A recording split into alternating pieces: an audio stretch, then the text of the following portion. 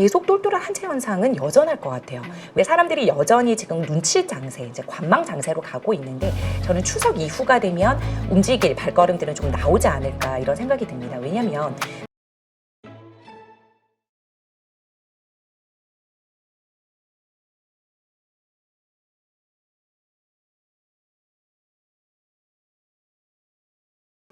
안녕하세요. 8.15 머니통 여러분 반갑습니다. 요즘 부동산 시장이 정말 빠르게 변화하고 있습니다. 올 초까지만 해도요, 서울의 집값이 빠르게 상승을 했었는데 또 6.27 대책 이후에 또 다른 모습을 보이고 있습니다. 그래서 현재 시장의 상황을 좀 짚어보기 위해서 풀팩의 강현옥 대표님을 모셔봤습니다. 안녕하세요. 반갑습니다. 안녕하세요. 반갑습니다. 네. 풀팩 강현옥 대표입니다. 네, 반갑습니다. 최근 좀 뉴스를 보면은요, 올 초에 좀 가파르게 상승했던 지역들입니다. 뭐 강동, 동작, 성동, 마포 이런 지역들이 2, 3억씩 빠지고 있다라는 통계 뉴스가 나오더라고요. 네네. 그래서 어떻게 보면 이게 이제 규제 여파로 시장 자체가 이제 주춤하고 있다라고 좀 보면 되는 건가요? 지금 그 대출 시장에 있어서도 관망세가 계속 지속되고 있습니다. 지금 제가 자료를 하나 가져왔는데요. 혹시 함께 같이 보시면 네. 거래 절벽에도 신고가는 속출하고 있다. 즉 6.27 대책 규제 이후에 초양극화가 가속되고 있다라는 기사를 가지고 왔는데요. 여기 보시면 대출 규제로 인해서 수도권 거래량은 73%, 즉 거래량 자체는 급감하였으나 서초, 강남을 비롯한 신고가 비율은 오히려 50%를 돌파했다. 즉, 그 거래량 자체만 줄었지 신고가가 계속 경신되는 것은 여전히 진행 중이다. 이렇게 보시면 됩니다. 왜냐하면 이러한 강남 지역을 중심으로 하는 규제 지역에는 대출에 대한 타격감이 적은 현금 부자들도 많이 이동을 하고 있고 여전히 거래를 하고 있거든요. 그렇기 때문에 지금 이 6.27 대책은 대출 규제이란 말이에요. 그래서 대출, 즉 레버리지의 힘을 받고 움직이셔야 되는 갈아타기 수요라든지 내 집 마련하셔야 되는 분들에 대해서는 타격감이 크지만 이렇게 서초나 강남이나 누구나 살고 싶어하는 규제 지역에 있는 집들은 현금으로는 충분히 거래가 가능하기 때문에 그런 분들 중심으로 해서 신고가는 여전히 경신되고 있다. 그리고 한 번 오를 때 얼마나 많이 오르는지를 나타내는 대책 이전 최고가 대비 상승률이 있거든요. 이게 수도권과 비수도권을 비교해 보았을 때 수도권이 5.6%, 비수도권이 4.1%보다 확실히 높은 거죠. 즉 6.27 대책은 666 대책이라고도 표현을 하는데요. 즉 서울 수도권에서 주택담보대출을 받으면 6억 원까지로 한도가 제한이 되고 그 주담대를 받은 차주는 6개월 이내로 전입을 해야 되고요. 그리고 만약에 1주택자였다면 6개월 이내 처분 조건까지 붙습니다. 굉장히 빡빡한 규제인데요. 이러하게 6억까지만 나오기 때문에 이제는 이 서울 수도권에 대한 규제이기 때문에 지방으로 풍선 효과가 붙었나? 그렇다고 보기는 그렇고 그렇다면 서울 수도권과 비수도권을 비교를 해봤을 때 오히려 여전히 이 6억 원으로 움직일 수 있는 그 대출을 받아서 움직일 수 있는 수도권의 비중이 더 높았다는 것을 저희가 알 수가 있는 거죠. 그 중에서도 특히 서울 서초구는 대책 이전에 비해서 오히려 최고가가 8.6%가 올랐다. 그렇기 때문에 대출 규제에 큰 영향을 받지 않는다라는 것도 알 수 있고 하나만 더 말씀을 드리면 그럼 도대체 어떠한 아파트나 주택 거래가 많았느냐를 한번 살펴보니까 수도권에서 신고가 비율이 가장 높았던 아파트가 확실한 주거 가치를 가진 5년 이하 신축, 즉 얼죽신이라고도 표현을 하죠. 신축에 대한 그 니즈와 욕구는 여전히 높았고요. 그리고 이제 곧 신축이 될 재건축 가능성이 높아진 30년 초과 노후 구축에 대한 수요가 굉장히 많았다. 즉 재건축, 재개발 위주와 그다음에 신축 거래 위주로 신고가는 여전히 경신되고 있다. 그것이 비수도권이 아니라 수도권에 대출 규제의 영향을 덜 받는 현금 부자 형태로 많이 나타나고 있다. 이렇게 정리하시면 되겠습니다. 네, 저희가 이제 이후에 조금 더 이제 구체적으로 각각의 내용들을 살펴보겠습니다만 이제 전반적으로 시장의 조금 현재 모습 이런 흐름들을 좀 짚어주신 것 같습니다. 이제 앞서서 제가 이제 말했던 이런 뭐 지역들, 뭐 2, 3억씩 떨어졌던 이 지역들은 어떻게 보면은 그 이전에 올 초에 강남 3구나 뭐 이런 용산구가 지정이 됐잖아요. 그러다 보니까 풍선 효과로 좀 갑자기 상승하다 보니까 지금은 오히려 이게 정상가로 내려온 거다라는 의견도 있더라고요. 풍선 효과 얘기를 좀 해볼 텐데.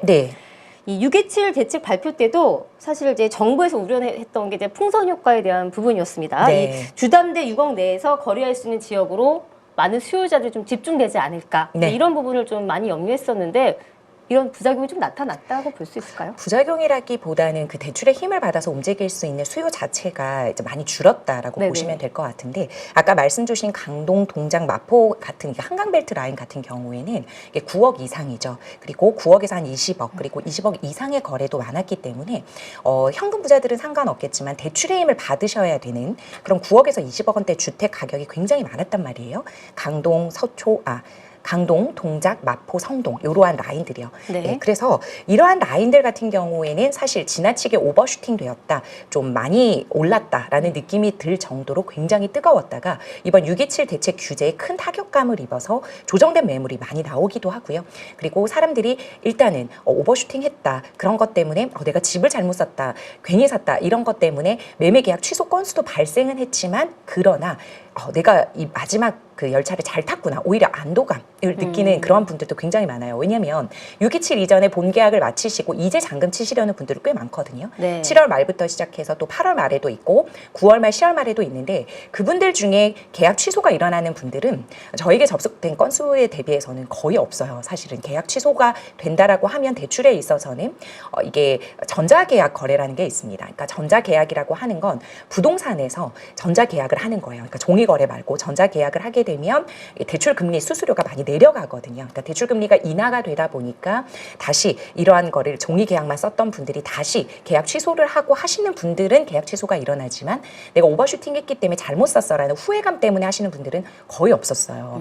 그렇기 때문에 좀 버티는 그런 장이 되는 거고, 만약에 이 6.27 때문에 완전 매도자가 물량을 많이 내놓느냐, 그리고 후회되는 매물이 많느냐, 막 이런 거를 보게 되면 오히려 그런 매물들이 많이 나오지도 않고 호가가 내려와 있는 상황도 아니거든요. 네. 그렇기 때문에 지금은 관망세가 지속되고 있다. 그리고 지금 강동, 동작, 마포, 성동 같은 경우에는 조정된 매물이 일부 나오기는 하지만 그것이 하락가를 경신할 정도로 계속 그 매도량이 지속되지는 않는다, 이렇게 보시면 될 것 같아요. 그래서 지금은 이 6억 원의 수요를 받아서, 즉 6억 원의 주담대를 받아서 움직일 수 있는 8억에서 한 15억대 매물 거래가 조금 이제 활발해지려고 하고 있는데, 여전히 지금 바로 대출 상담 이후에 접수 건수로 넘어가는 수는 많지 않고요.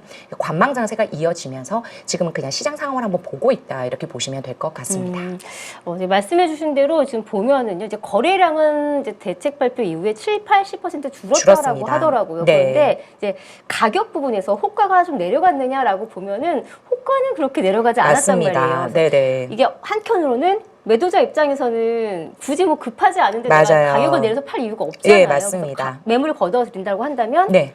그냥 뭐 관망으로 해서 거래만 이루어지지 않는 상황으로 좀 봐야 되는 게 네, 맞는 저는 건가요? 그렇게 보고 있습니다. 예를 들어서 분당 같은 경우에도 굉장히 문의가 많거든요. 네. 근데 계좌가 안 열린다고 해요. 매물 자체가 많이 없다고 그렇게 표현을 합니다. 그렇기 때문에 이제 매물이 많이 나와서 매도가 계속되면서 호가가 내려가면 하락장이 시작된다고 보시면 되지만, 전혀 지금은 그런 게 아니라 오히려 매물이 있고 이제 계좌가 열리면 나는 무조건 이걸 매수하겠다라는 그러한 수요가 오히려 더 많고 대기 수요가 더 많다, 이렇게 보고 있습니다. 사실 이게 시장이 뭐 하락됐다라고 좀 판단하기는 어려울 것 네. 같고, 약간 조금 관망하는, 네, 맞습니다. 쉬어가는 타임이라고 좀 봐야 될 것 네, 같은데. 그러니까 지금 뭐 내가 6억 원의 대출을 받아서 바로 움직이겠다, 또 이런 수요는 아니에요. 네. 그러니까 시장을 지켜보면서 제가 지금 대출이 6억이라도 나오나요, 이렇게 학답받고 싶어 하시는 분들인데, 그런 분들이 바로 매매로 이어지냐, 또 그건 아닌 것 같아요. 얼음 상태예요. 네, 얼음 네, 상태. 완전 관망 상태인 것 같습니다. 네.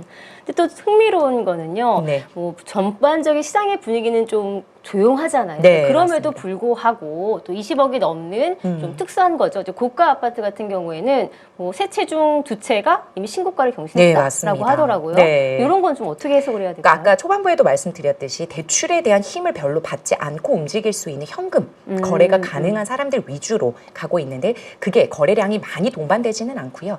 그런 분들 같은 경우에는 어차피 대출 받을 생각 없었고 나는 현금으로도 충분히 거래할 수 있었는데, 오히려 지금 조정된 매물들이 나오고 있단 말이에요. 네. 압구정이나 반포 같은 이제 재건축 단지에서도 한 5에서 10% 정도 조정된 매물들이 나온 거를 현금 거래가 가능한, 그럼 이제 매수자가 그거를 잡고, 그래서 다시 조정된 매물이 있었다가 그 다음 또 매수자가 대기하고 있다가 조금 더 올린 가격에서 또 매수하고, 이렇게 되다 보니까 조금 조정되었다 싶었는데 다시 신고가를 경신하기 위한 그런 이제 매물들이 좀 보이고, 그렇게 거래들이 이루어지고 있는 것 같습니다. 그러니까 결국에는 이제 대출과는 정말 무관한 현금을 많이 보유한 현금 부자들은 네. 지금 이제 똘똘한 한 채를 조금 그쵸. 사들여야 될 타임이라고 판단을 한 거잖아요. 네, 근데 그렇습니다. 이들이 보는 이 똘똘한 한 채에 대한 기준은 좀 뭘까요?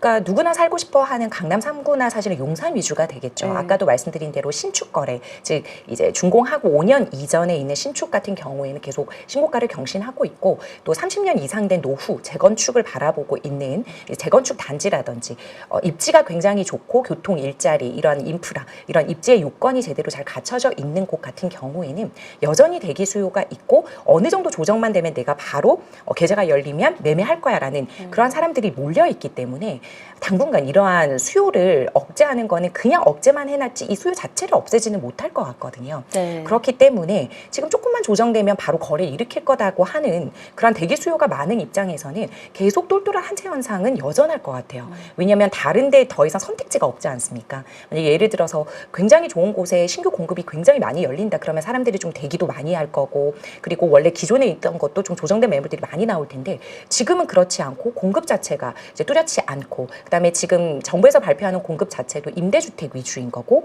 공공주택, 기본주택 위주로만 나오고 있기 때문에 사람들이 누구나 가고 싶어 하는 곳에 대한 수요는 여전히 충족되지 못하고 있다. 그렇기 때문에 지금 기존에 있는 것 중에 그럼 좋은 것을 그러면 사자 이러한 거는 여전한 것 같아요. 그것들이 또다시 이제 다주택자들은 세금, 그다음에 대출에 대한 규제도 굉장히 많기 때문에 오히려 정리하고 똘똘한 한 채로 가려고 하는 흐름은 여전히 있는 것 같습니다. 네. 근데 이제 현금 부자들 입장에서는 지금 이제 좋은 매물들을 사들이는 거잖아요. 네. 그러다 보면은 지금의 이런 타이밍이 그분들한테는 기회가 되는 맞습니다. 거고 그러지 못한 사람들한테는 기회조차 없는 거다 보니까 네.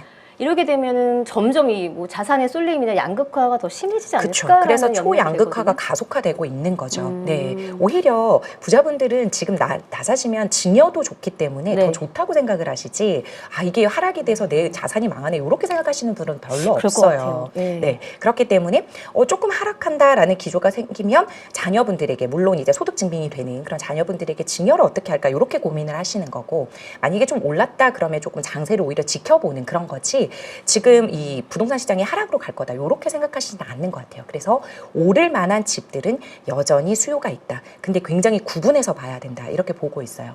예를 들어 지방 같은 경우는 여전히 고전을 면치 못하고 있잖아요.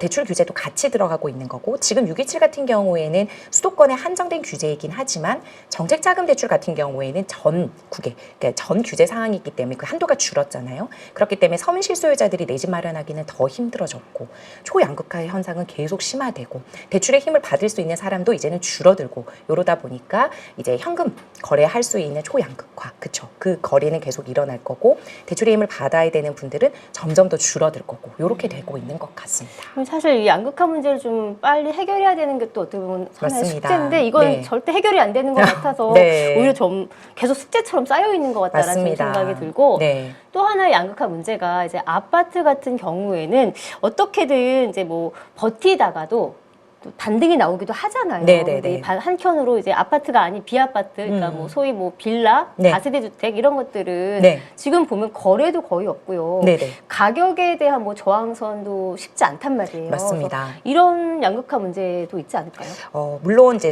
주택과 비주택을 좀 구분해서 보셔야 되는데 빌라나 다세대나 다가구 같은 경우에는 규제를 같이 받는데 이제 반공제 즉 MCI나 MCG 가입 부분에 있어도 굉장히 제한적이에요. 그래서 대출 규제에 따라서 우리가 이제 빈틈이 된다 또는 내가 여기서 좀 더 대출을 받을 수 있다라고 하면 수요가 어느 정도 갈 수 있겠지만 또 그런 것도 아니거든요.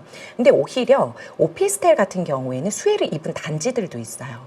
예를 들면 제가 자료를 준비해 왔는데 627 대책에 따른 아파트, 오피스텔 대출 금액 시뮬레이션 보이시죠? 네. 즉 단지명을 보시면 도곡동 타워팰리스 같은 경우에는 아파트와 오피스텔이 혼재되어 있단 말이에요. 즉 시세가 급등한 지역의 중대형 오피스텔은 그래도 좀 살펴보실 필요가 있습니다. 왜냐하면 주택이 아니기 때문에 이번에 주택 규제에 포함되지 않습니다. 그래서 오히려 빈틈 전략을 할 수가 있거든요. 예를 들면 아파트 같은 경우에는 이제는 6억 원까지밖에 대출이 안 나오죠.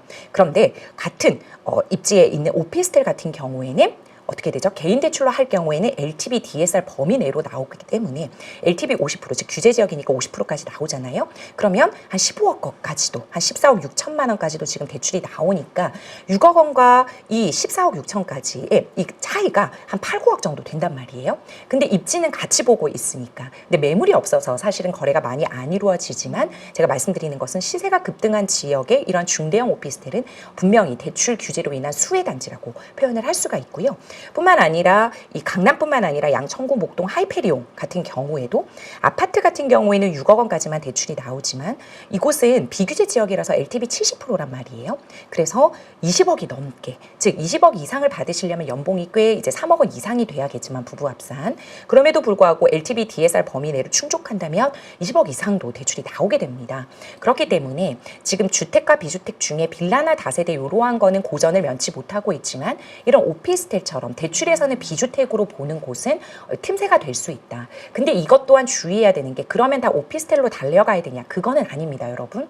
시세가 급등한 지역이 입지가 좋은 오피스텔이어야 돼요.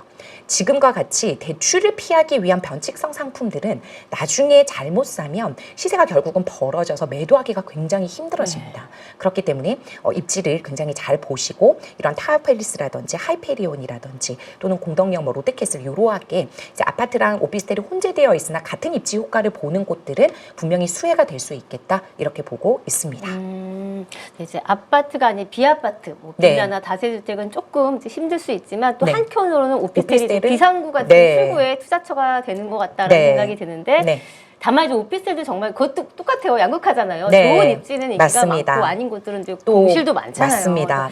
이런 것들을 잘 보셔야 될 것 같다라는 생각은 들었고 이제 각각의 대출에 대한 차이를 좀 잘 비교를 해주셔서 뭐 오피스텔을 보고 계신 분들한테는 좀 도움이 될 것 같습니다.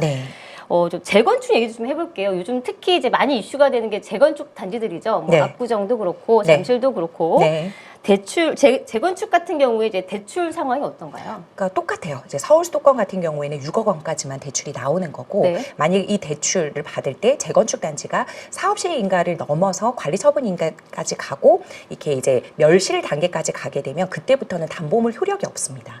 즉 사업 시행 인가까지만 재건축도 담보물 효력이 있기 때문에 대출이 6억 원까지 나오는 거고 그 이후의 단계로 넘어가게 되면 대출은 개별로 한번 보셔야 되는데 거의 안 나올 수 있다. 특히 재개발 같은 경우에도 관처, 즉 관리 처분 인가가 난 입주권 같은 경우에는 입주권 담보대출을 못 받거든요. 사업 시행 인가까지 난 담보물건까지만 주담대의 담보물건 설정 범위로 가기 때문에 여러분들이 그 시행 단계에 따라서 내가 대출을 받을 수 있는지 없는지를 한번 구분해서 보셔야 돼요. 그래서 이 재건축 같은 경우에 아직 사업 시행 인가 정도까지 왔다. 근데 입지가 너무 좋다. 이러한 곳들은 여전히 대출이 굉장히 잘 나오고 있는데 지금은 이제 627 대책 때문에 6억 원까지만 이제 대출이 되는 거죠. 그래서 어제도 보면 올림픽 성수촌 같은 경우에는 627 대책 이전에 저희에게 자서해서 어제 잔금 치신 분 같은 경우에는 10억 이상도 대출을 받았어요. 왜냐하면 627 대책 전이었으니까 그때는 LTV DSR 범위 내에서 충분히 규제 지역에서도 이제 대출이 나왔기 때문에. 근데 지금 같은 물건을 거래하게 되면 최대 6억 원까지밖에 대출이 안 나오니까 자기 자본금이 많이 필요하게 되는 거죠. 그래서 지금은 실거주 전입 목적으로 하셔도 6억 원까지인데 이게 관리 처분 인가 이후 단계로 가면 갈수록 담보물 설정 범위가 안 돼서 대출이 아예 안 나올 수도 있으니까 속도에 따라서 대출 가능 여부를 개별로 잘 판별해 보셔야 합니다. 근데 이제 뭐 재건축이나 재개발의 속도라는 게 우리가 어느 정도는 예측할 수 있지만 거기 맞춘 경우 거의 없는 것 같거든요. 거의 딜레이 된다거나. 뭐 이번 정부에서 좀 속도를 조금 짧게 줄여보겠다라는 의견도 내세웠잖아요. 이런 것들이 좀 대출 어떤 속도나 타이밍을 잡는데 어떻게 좀 전략이 필요할까요? 근데 문제는 제가 또 하나 보면 지금 우리가 이주비 대출에 있어서도 굉장히 제한 사항이 들어왔었거든요.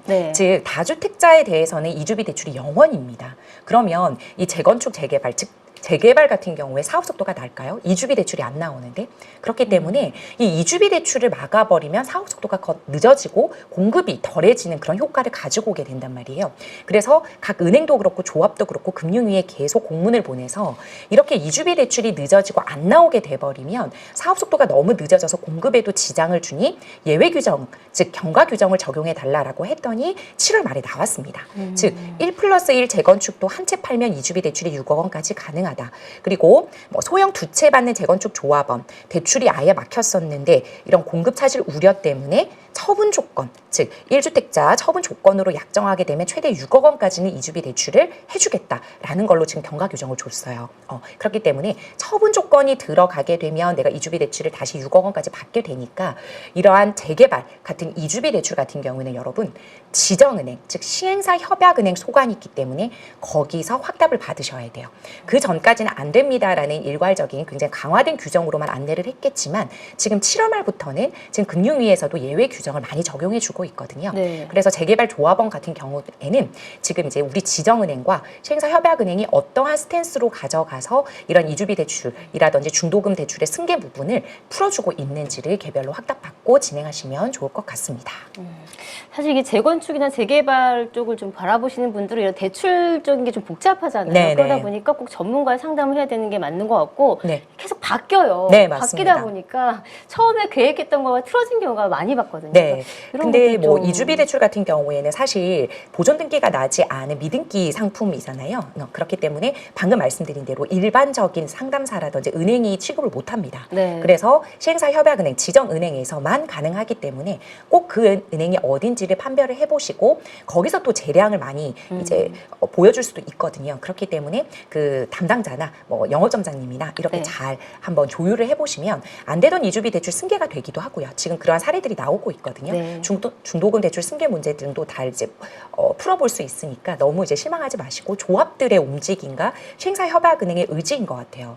지금 이주비 대출 같은 경우에 사실 금융권에서 내주게 되는 기본 이주비 대출이 영원으로 막혔다 하더라도 시행사가 이게 신용공여식으로 나가는 사업비 명목의 이주비 대출은 지금 또 열려 있거든요. 네. 근데 그렇게 되면 사실은 금리가 한 6%에서 8% 정도, 6, 7% 정도 되기 때문에 기본 4%에서 받을 수 있는 것보다는 많이 높게 받아야 돼요. 근데 아예 방법이 없는 것도 아니기 때문에 뭐 중견 예를 들어 한남 2구역이라든지 이렇게 서울 시내 누구나 입지가 좋다라고 판별되는 곳들은 이러한 시공사에서도 신용공여 방식으로 이주비 대출이 나갈 수 있기 때문에 이주비 대출 같은 경우에는 시행사 협약은행, 지정은행을 잘 방문하셔서 상담 받아보시는 게 좋습니다. 알겠습니다. 네.